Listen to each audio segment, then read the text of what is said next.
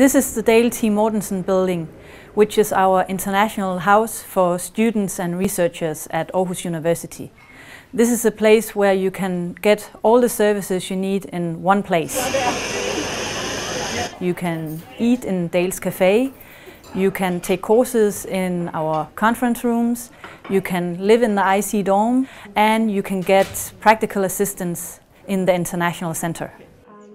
We provide relocation from when the agreement has been made with coming to the university and until the researcher chooses or may choose to leave the university. My name is Begoña. I'm from Spain. Paperwork is very important, and that's why we have developed this orientation and registration event Getting Started in Denmark, where we provide orientation about important matters you have to do right now when you arrive. And then we actually taxi the researchers down to the International Citizen Service, where they get registered immediately. So in just one morning, they actually get all the paperwork done in one go.